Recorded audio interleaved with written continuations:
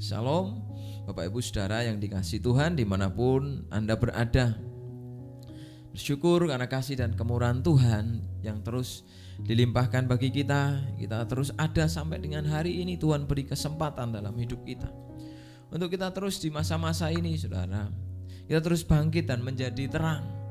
Bangkit di dalam segala permasalahan, tantangan, kehidupan, kegagalan, maupun juga mungkin zona nyaman dalam hidup kita, sehingga kita boleh mengarahkan kepada terang kasih Tuhan.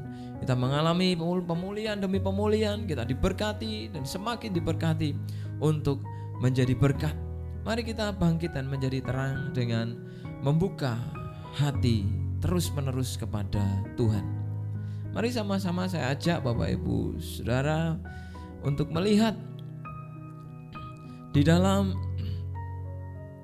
Kolose 3 ayat 23 sampai 25. Mari terus membuka hati, belajar membuka hati untuk hidup taat dengan segenap hati untuk Tuhan. Dalam Kolose 3 mulai dari ayat 23 sampai ayat 25, firman Tuhan mengatakan, apapun juga yang kamu perbuat, perbuatlah dengan segenap hatimu, seperti untuk Tuhan dan bukan untuk manusia. Kamu tahu bahwa dari Tuhanlah kamu akan menerima bagian yang ditentukan bagimu sebagai upah. Kristus adalah Tuhan dan kamu hambanya. Barang siapa berbuat kesalahan, ia akan menanggung kesalahannya itu, karena Tuhan tidak memandang orang. Nah, saudaraku, satu janji firman Tuhan yang indah, saudara. Kalau kita renungkan, kalau kita di dalam roh Tuhan, dalam roh Kristus, maka apapun firman kita dengar akan membuat kita damai sejahtera. Sekalipun itu berupa teguran, bukan menjadi sebuah ancaman yang menakutkan, tetapi akan indah. Saudara, ketika saya merenungkan ayat ini, ya tentu saudara, kita semua pun, saya juga mengalaminya. Saudara, hidup dengan segenap hati untuk Tuhan, apalagi di masa-masa persoalan, tantangan dan kesulitan yang semakin menguat hari-hari ini diperhadapkan kepada kita. Mari kita tetap memilih untuk hidup kita segenap hati di hadapan Tuhan. Saudara, dikatakan di situ orang yang hidup dengan segenap hati untuk Tuhan, dia akan menerima upah, saudara. Dia akan menerima apa yang akan dia terima dari Tuhan. Nah, Tuhan adalah Tuhan. Tuhan adalah pribadi yang lebih tahu dari siapapun juga. Kalau saudara, kalau kita melihat kasus di pengadilan, ya, kita bisa melihat bagaimana kasus-kasus itu ada yang benar dalam keputusannya, tetapi juga ada yang keliru, ya, karena kepiawaian dan kepandaian tim advokat dari orang yang menjadi tersangka begitu pandai untuk mengolah data dan mengajukan presentasi yang baik, sehingga kliennya bisa bebas, padahal mungkin saja keliru. Dan itu bisa terjadi di dunia ini, saudara. Tetapi di hadapan Tuhan, ingat, Tuhan yang kita layani, Tuhan yang kita sembah, Tuhan yang kita mengabdikan diri, Tuhan yang kita ingin sungguh-sungguh diberkati untuk menjadi berkat. Dia tahu siapa kita, dia tahu dan bagaimana dia bisa melakukan segala sesuatunya di kehidupan kita. Mari yang pertama, saudara, mari kita belajar terus hidup ketaatan. Taat artinya senantiasa tunduk. Ya, ini menurut Kamus Besar Bahasa Indonesia. Taat artinya senantiasa tunduk, setia, tidak berlaku curang, saleh, kuat beribadah, kuat mencari Tuhan, kuat bersekutu dengan Tuhan, kuat dalam keintiman. Saudara, kenapa kita harus taat? Yang pertama, karena Tuhan telah mengasihi kita, saudara. Bahkan mengasihi dengan darahnya, dengan hidupnya sendiri yang diberikan bagi kita di atas kayu salib. Sepanjang zaman kasih Tuhan terbukti dari penciptaan. Dia ciptakan manusia ditempatkan di tempat yang spesial, Taman Eden. Kemudian manusia didelegasikan tugas yang begitu mulia, yang terhormat. Sampai bahkan manusia jatuh dalam dosa pun Tuhan tetap mengasihi. Tuhan mencari manusia yang hilang untuk kembali kepadanya. Dan bukti terbesar kasih Tuhan adalah dia bukan hanya sekedar mencari, dia bukan hanya sekedar saudara memberkati, tapi dia memberikan hidupnya. Dia benar-benar turun ke dunia jadi manusia. Satu fakta yang mungkin secara logika mungkin sulit dipercaya, tapi itulah yang terjadi. Kata firman Tuhan, ya Yesus Allah yang menjadi manusia telah mati. Untuk apa saudara? Untuk kasih. Ada orang ateis yang sulit percaya sampai dia mengumpulkan bukti-bukti yang begitu kuat selama 6 bulan. Dan kemudian dia menyimpulkan, di titik kesimpulannya dia tetap berkata bahwa sangat sulit dipercaya bahwa ada Allah yang mati buat manusia. Apa alasannya? Sekalipun saudara dari 6 bulan dia mengumpulkan data itu, semua data dari dokter, spesialis, semua profesor yang dia cari. Kemudian semua data itu menunjuk bahwa benar-benar semua ini terjadi di dunia. Apa yang Yesus lakukan benar terjadi. Yesus pernah mati, yang dikatakan teori pingsan dan lain sebagainya, itu tidak terbukti dari secara medis. Semua membuktikan bahwa Yesus pernah ada dan mati, kemudian bangkit. Dia di ujung pencariannya, saudara, orang ateis ini. Kemudian dia bertanya, terus alasannya apa? Gak masuk akal.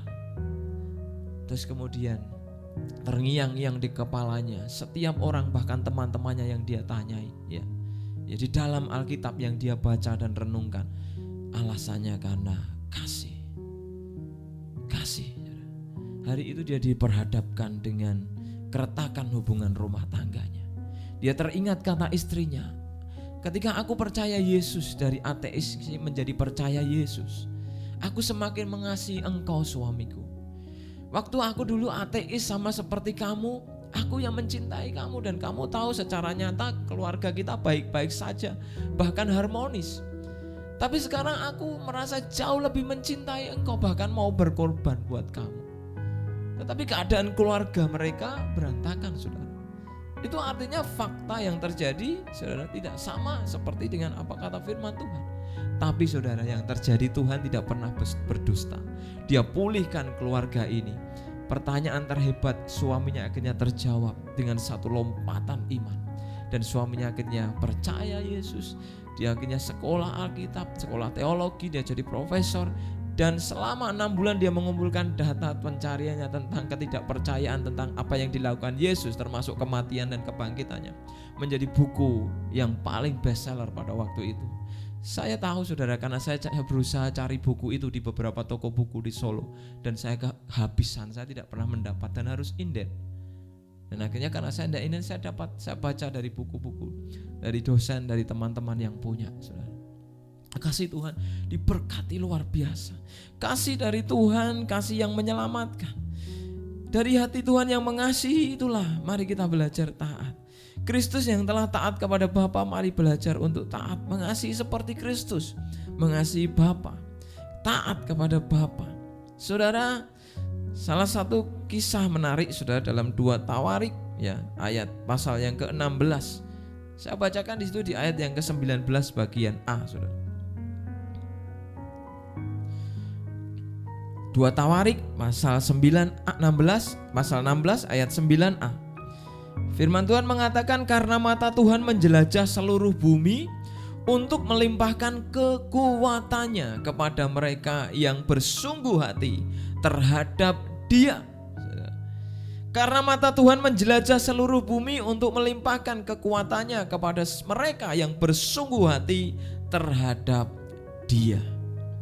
Saudara, kata melimpahkan kekuatannya dalam firman Allah yang hidup, sudah di situ dikatakan karena mata Tuhan memperhatikan seluruh permukaan bumi untuk mencari orang-orang yang hatinya sungguh tulus terhadap Dia, untuk menunjukkan kebesaran kuasa-Nya dengan jalan menolong mereka.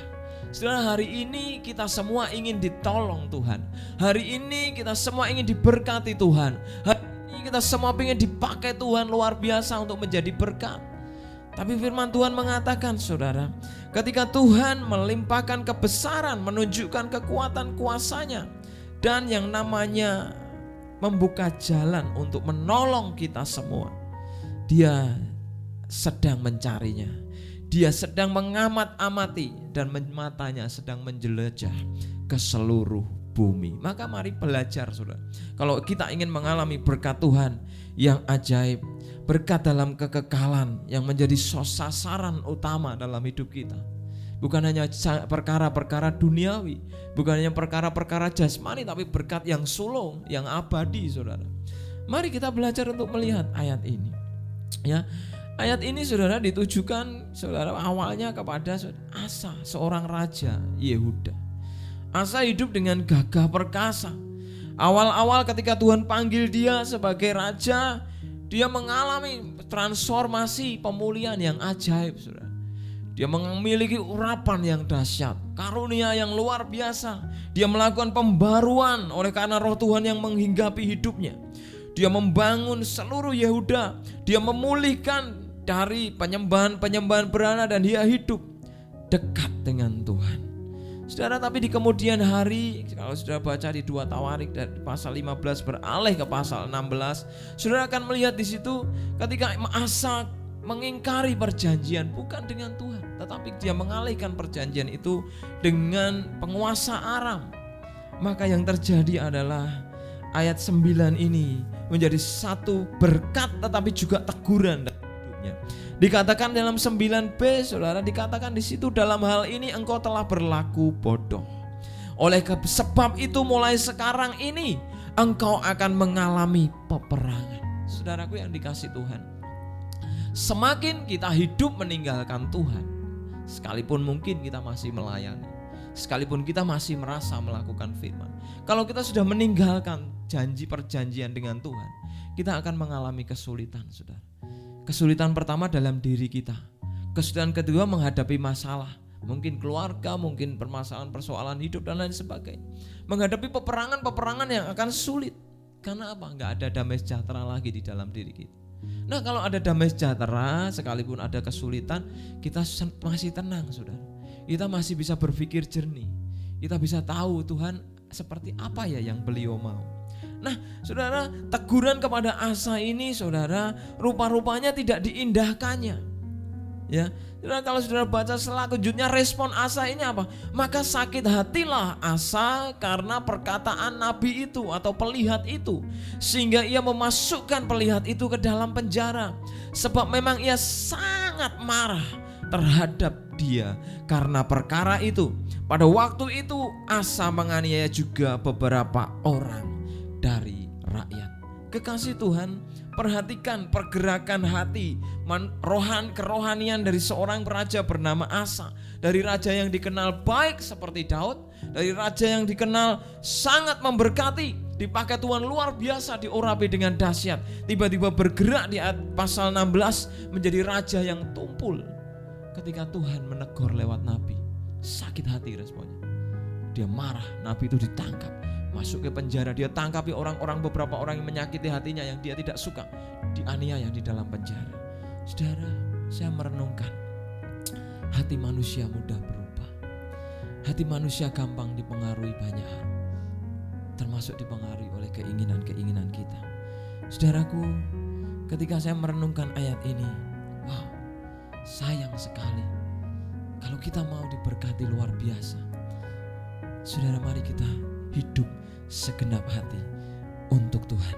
Karena tadi kita baca sama-sama, ketika kita bersungguh hati dengan setia terhadap Tuhan, maka ketika Dia mengarahkan matanya kepada kita, Dia akan memberikan upah berkat yang ajaib, yang besar dalam kehidupan kita. Mari saudara, saya tunjukkan bagaimana kita harus, saudara, yang namanya taat kepada Tuhan.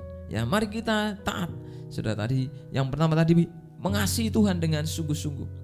Hidup dalam kasih Tuhan. Ya, sudah saya katakan di awal. Kemudian mari kita, saudara, taat kepada Tuhan, taat kepada pemerintah. Ya, dengan sungguh-sungguh mengasihi. Ya.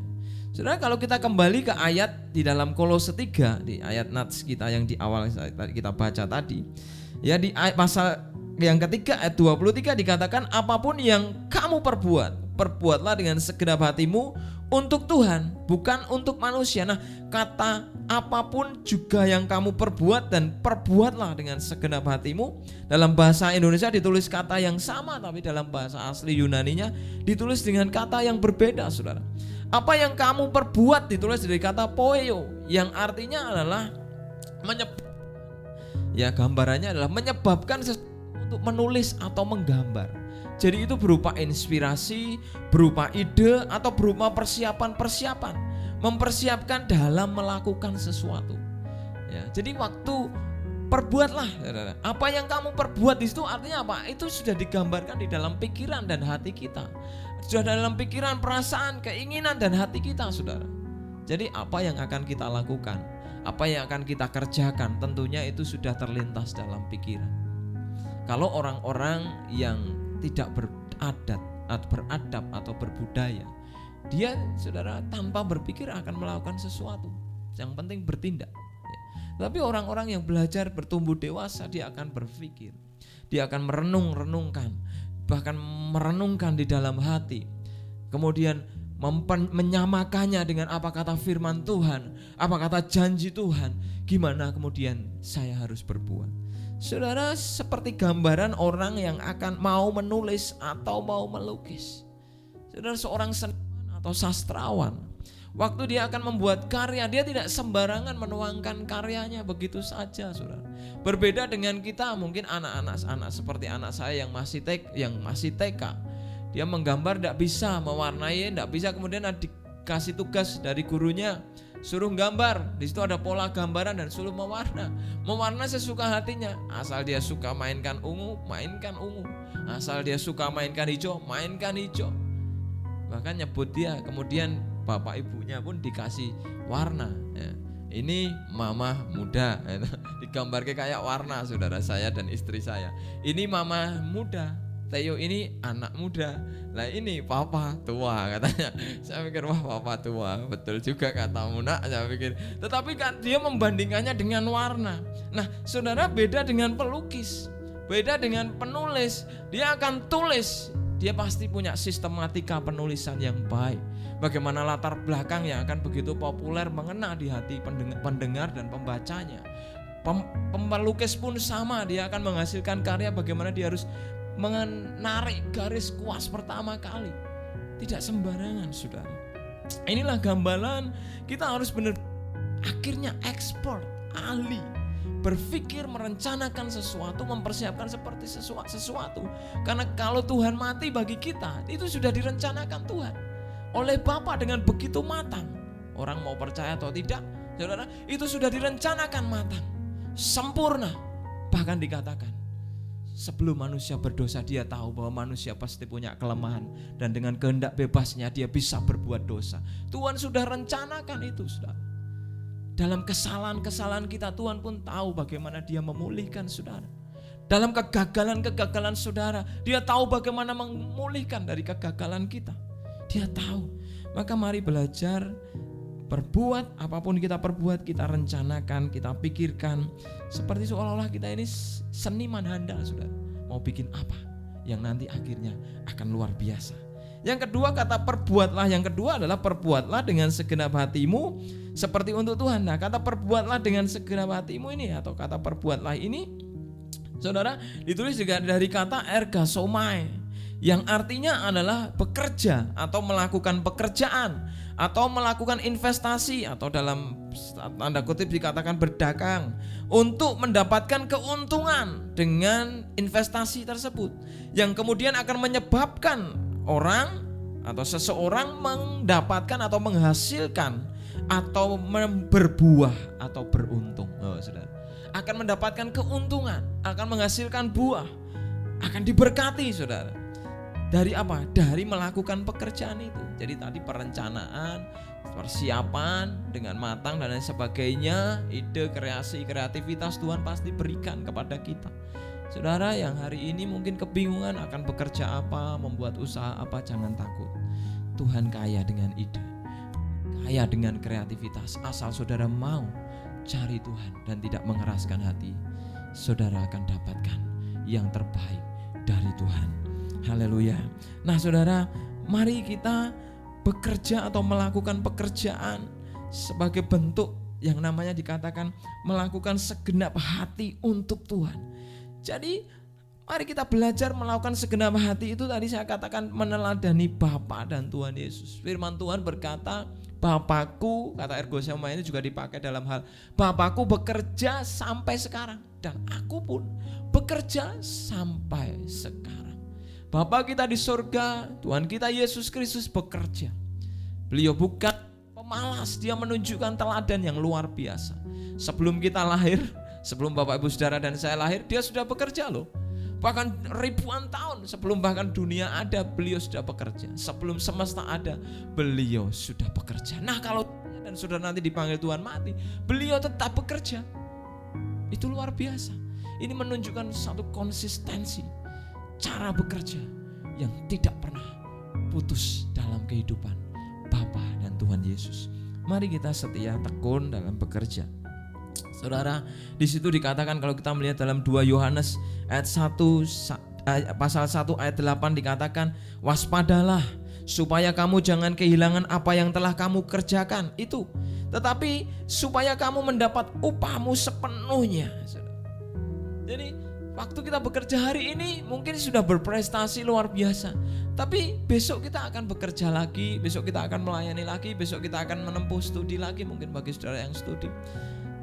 Mari kita lihat ayat ini, kita harus diminta Tuhan waspada, supaya kita tidak kehilangan kesempatan-kesempatan, supaya kita tidak kehilangan rencana-rencana Tuhan, supaya kita tidak kehilangan berkat-berkat Tuhan, agar apa yang diterima, upah kita tetap dan utuh, sempurna dari Tuhan. Mari kita terapkan saudara yang namanya mempersiapkan, merencanakan dalam pikiran, dalam rencana-rencana, dan kemudian melakukan dalam pekerjaan. Diterapkan di mana saudara? Diterapkan di dalam yang pertama aktivitas rumah tangga. Ayat 18 dari Kolose 3 ya, ayat 18 sampai 21 saudara dikatakan, hai istri-istri, tunduklah kepada suamimu sebagaimana seharusnya di dalam Tuhan. Mari ibu-ibu, istri-istri, calon istri, semua wanita yang rindu menikah, saudara, tunduk kepada suami. Kalau belum menikah, tunduk kepada siapa? Kepada orang tua, ya. Tunduk kepada otoritas yang lebih tinggi. Nah, kemudian tunduk satu hal yang berlawanan dengan yang namanya ketaatan. Tadi kita lihat Asa yang begitu gagah, luar biasa dalam pengurapan dan karunia sebagai raja. Dia pernah membuat prestasi yang luar biasa. Tapi ketika saudara moodnya datang, hatinya galau, gundah gulana, teguran dari sang nabi yang begitu baik. Kenapa engkau bersandar kepada Aram? Kenapa engkau mengingkari perjanjian Tuhan? Ini kan peringatan yang baik. Nabi mengingatkan raja untuk kembali sama Tuhan. Tapi mata Asa bukan tertuju kepada Tuhan, tertuju kepada kekuatan Aram, kekuatan perang, tentara-tentara yang menjadi lawannya yang begitu besar, begitu hebat, begitu kuat, yang pernah mengalahkan bangsa-bangsa. Ya, saudara, di mana kita mengarahkan iman kita atau mata kita atau kekuatan kita, disitulah letak kekuatan kita sesungguhnya. Kalau kita mengarahkan kekuatan kita kepada kesulitan, persoalan, tantangan kehidupan, maka itulah kekuatan kita. Kita gak akan pernah menang dengan masalah yang semakin besar, tantangan, kompetitor yang hebat, yang punya modal triliunan, gak bisa saudara. Tetapi kalau kita mengarahkan kepada Tuhan, mengarahkan mata dan kekuatan kita kepada Tuhan, siapa saya? Tuhan yang sanggup, Tuhan yang mampu, Tuhan akan bertindak, turun tangan, menolong kita. Jangan seperti Asa, dia justru merespon sakit hati. Jangan pernah sakit hati kepada firman. Jangan pernah sakit hati kepada apa yang hamba-hamba Tuhan katakan. Itu baik untuk membentuk kita, sekalipun mungkin awalnya menyakitkan. Tapi jangan merespon kita membelok dari firman. Renungkan, kalau saudara masih sakit hati, dan sakit hati tidak pernah ada obatnya katanya saudara, saudara datanglah kepada Tuhan, minta Tuhan lembutkan. Jangan datang kepada manusia. Manusia akan nambah-nambah jelek-jelek ke hamba Tuhan, jelek-jelek ke orang tua, menjelek pemimpin kita, menjelek-jelekan orang-orang yang sebenarnya benar tetapi akan menjadi salah di mata orang. Datang sama Tuhan. Tuhan bisa melembutkan hati kita. dan kita bisa merespon dengan benar, sehingga kita bisa ergosomai, bertindak, bekerja, mengalokasikan seluruh hidup kita bagi kemuliaan Tuhan. Istri-istri, wanita-wanita, tunduk tidak mudah, karena ketika kita tunduk, kita akan berhadapan dengan kekuatan yang namanya ego, raksasa dalam hidup kita, dan itu tidak mudah.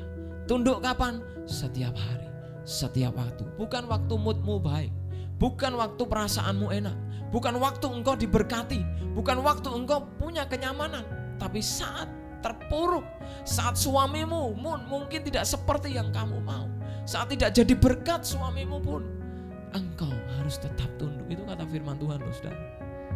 Memang sulit untuk mempraktekannya, tapi kalau engkau bersandar kepada Tuhan, Tuhan pasti mampukan. Dia matanya sedang menjelajah, melihat saudara, melihat kita. Engkau berharga anakku di mataku, maka aku akan menuntunmu dengan firman-Mu dan Roh-Ku, dan engkau akan mampu mengalahkan semua perkara. Haleluya. Yang kedua, saudara, di mana kita harus menerapkan untuk taat ini kepada Tuhan, ya, atau kepada sesama. Itu mari kita lihat di dalam aktivitas rumah tangga, kemudian di dalam aktivitas pekerjaan, karir, studi bisnis dan pendidikan, saudara. Mari kita terapkan ini. Di situ dikatakan, saudara, hai bapak-bapak, ayat 22, hai hamba-hamba, taatilah Tuhanmu yang di dunia ini dalam segala hal. Jangan hanya di hadapan mereka saja untuk menyenangkan mereka, melainkan dengan tulus hati karena takut akan Tuhan. Saudara, ayat ini sebenarnya menjadi satu, saudara, dengan ayat yang lain. Nah, penerapan dalam aktivitas rumah tangga maupun studi, saudara, pendidikan ataupun pekerjaan adalah didasari dalam ketaatan yang namanya tunduk di situ. Tunduk kepada otoritas yang lebih tinggi. Nah, tadi saya katakan istri, saudara, tunduk kepada suami, otoritas. Nah, bagaimana suami mengasihi istri? Ya, suami juga yang namanya mengasihi ini adalah juga mengeluarkan yang namanya sebuah ketaatan. Ya, ketaatan kepada istri dengan apa? Dengan cara mengasihi. Kalau istri cara tunduk, ketaatannya kepada suami. Nah, suami ketaatannya kepada istri mengasihi seperti Yesus mengasihi kita. Jangan berlaku kasar terhadap dia apapun alasannya. Ya, mungkin ya istri-istri kita tidak seperti yang kita harapkan, tetapi saudara, mari mengasihi. Suami dituntut untuk menjadi teladan.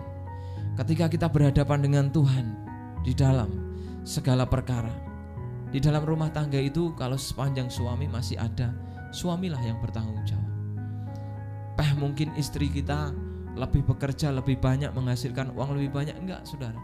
Tetap suami yang menjadi tanggung jawab, karena suami merepresentasikan Kristus.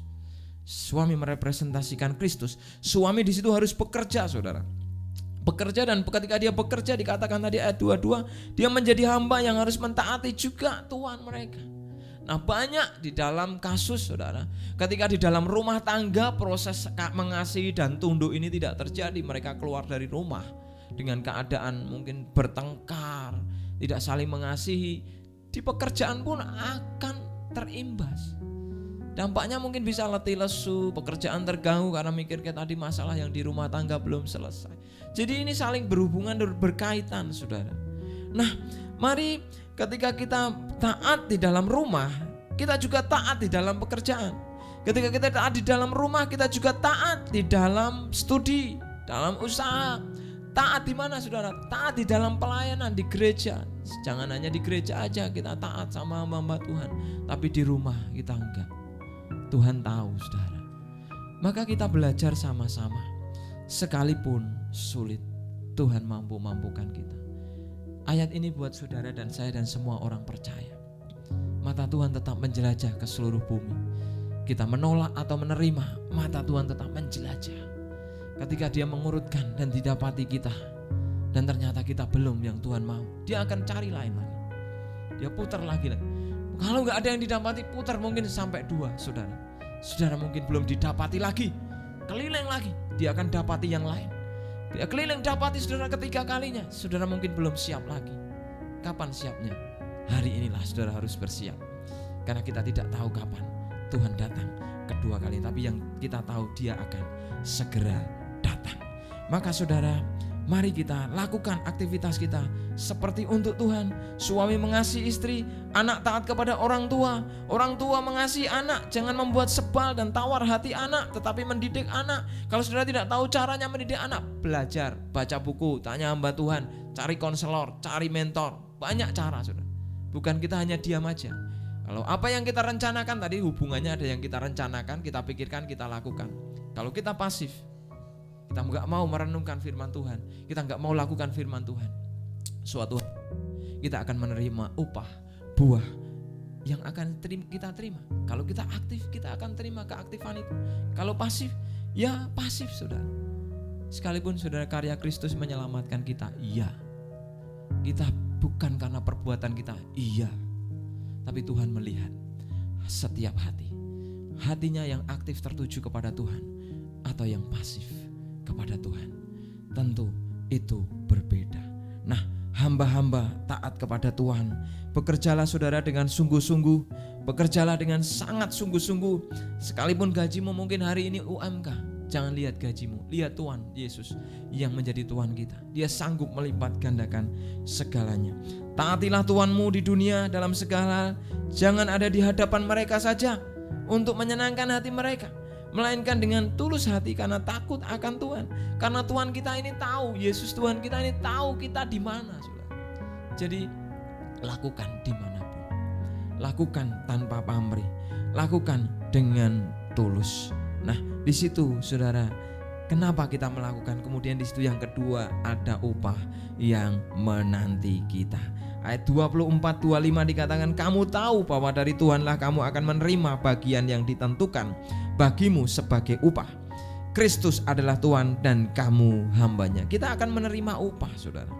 Saudara, kita akan menerima bagian yang ditentukan atau kleronomia, yang artinya warisan atau properti atau kekayaan yang berhak kita terima. Atau di situ dikatakan, dijelaskan bahwa itu adalah berkat abadi dari Allah yang disempurnakan, yang diharapkan, yang setelah kedatangan Kristus kedua kali. Setelah Yesus datang 2 kali disempurnakan. Warisan itu, bagian itu akan kita terima, yang sudah ditentukan bagi kita. Tapi juga dikatakan di situ, saudara, di ayat 25, barang siapa berbuat kesalahan, ia akan menanggung kesalahannya itu, karena Tuhan tidak memandang orang. Ya, saudara, bagian itu, saudara, disebut dengan kata apa? Upah, saudara. Upah itu, saudara, dari kata antapodosis, yang artinya sebuah balasan untuk menghargai atau membalas seseorang, atau gaji yang pantas diterima. Secara duniawi, saudara, Bapak Ibu saudara yang bekerja akan menerima gaji. Sebelum bapaknya saudara akan melamar dalam pekerjaan, di situ ditentukan mungkin dari ijazah, grade saudara, sekolah di mana, lulusan apa, pengalaman kerja di situ. Kemudian akan wawancara terima gaji, saudara. Saya pernah mengalaminya beberapa kali. Saudara, di situ ditentukan itu skill, keahlian, terus cara kemampuan kita berinteraksi, berkomunikasi, tanggung jawab yang didasarkan apa? Dari percakapan, dari komunikasi waktu dites. Dan kemudian ditentukan gaji, itu di dunia. Setelah kemudian kerja sekian tahun, naik gaji, itu penentuan secara dunia. Nah, ada gambarannya buat kita. Tetapi kalau kita lebih sungguh-sungguh lagi, justru Tuhan akan melihat secara rohani apa yang ditentukan bagi kita, dicatat di sorga. Dicatat Tuhan di sorga. Dan bisa ngepek masalahnya, saudara. Betul kan?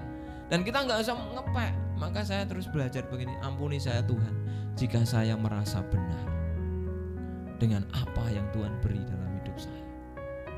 Karena saya tidak tahu yang sedang Tuhan catat. Saya hanya percaya ketika roh Tuhan tuntun, dia catat yang terbaik buat saya. Tapi waktu kita jatuh, waktu kita jauh dari Tuhan, kita juga akan kebingungan. Maka saudara, lakukan segenap hati. Jangan kasih kendor terhadap tipu daya iblis. Jangan kasih kendor terhadap dosa. Jangan kasih kendor terhadap yang namanya tawaran duniawi. Tapi kuatkan hidup saudara, lakukan untuk Tuhan dengan segenap hati. Hidup kudus, hidup taat, terus bagi kemuliaan. Itu akan membentuk yang namanya pengalaman, saudara. Pengalaman hidup. Pengalaman hidup, dan akhirnya membuahkan keuntungan bagi saudara, tapi juga anak-anak saudara, orang-orang yang di sekitar saudara akan sangat diberkati dengan pengalaman-pengalaman orang yang taat dan akan diberkati luar biasa. Saudara, ada satu gambaran yang terakhir, saudara. Wasti dan Ester. Kalau saudara baca kitab Ester, Wasti mengabaikan sang raja karena dia merasa dia seorang ratu. Saudara, ketika raja melakukan pesta yang besar-besaran dan mabuk-mabukan, Wasti berkata, buat apa yang mabuk? Aku dipanggil di sana hanya untuk diduduh-duduh, ditonton-tonton. Tapi itu menyenangkan hati raja. Bagi Wasti mungkin itu mempermalukan dirinya, karena raja-raja dan pejabat mabuk. Secara manusia, saudara, ini gambaran yang saya tangkap. Dipermalukan, sekalipun bagi raja itu dipertontonkan sebagai satu kebanggaan karena istrinya sangat cantik. Tapi di mata Wasti memandangnya beda loh, beda persepsi toh, saudara. Kita bisa beda profesi dengan Tuhan. Waktu apa? Waktu mengalami tantangan dan ujian. Tuhan pinginnya kita next level, murni, tulus dalam ujian. Tetapi mungkin kita berpikir, Tuhan kok mempermalukan saya ya? Salah persepsi, hati-hati saudara. Kita bisa tergelincir di sana. Wasti akhirnya jatuh, dibuang, kehilangan kemuliaan, kehilangan jabatan, kehilangan bahkan suaminya. Tapi ada orang baru yang namanya Ester. Ester setia. Dari pengalaman-pengalaman hidupnya kita tahu, dengan Mordekai Israel diselamatkan. Mengangkat Mordekai, membawa Israel, Yehuda mengalami kejayaan sekalipun dalam pembuangan.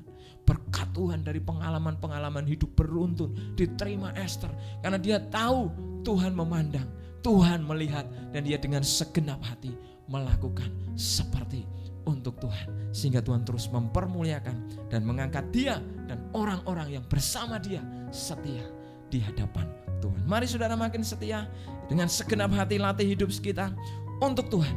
Apapun yang sudah kerjakan kecil besar, pelayanan yang sudah kerjakan kecil besar, jangan lihat besar kecilnya. Ketika kita melakukan untuk Tuhan, upah yang menanti itu besar. Tuhan melihat ketaatan, Tuhan melihat kesetiaan kita. Lakukan yang terbaik, sekalipun bos saudara gak melihat saudara, sekalipun hamba-hamba Tuhan yang memimpin kita tidak melihat saudara, tetapi Tuhan, itulah Tuhan kita. Saudara bisa dipimpin Roh Kudus untuk melakukan yang terbaik, sehingga saudara dipakai Tuhan luar biasa. Dalam pekerjaan saudara, dalam studi saudara, dalam rumah tangga saudara, dalam karir pelayanan saudara, ketika kita melakukan segenap hati, Tuhan akan memberkati keluarga, pekerjaan, usaha, pelayanan kita luar biasa, sehingga kita dipakai menjadi berkat bagi kemuliaan nama Tuhan. Terpujilah nama Tuhan, kiranya saudara dan saya makin diberkati Tuhan dan dipakai Tuhan luar biasa. Haleluya.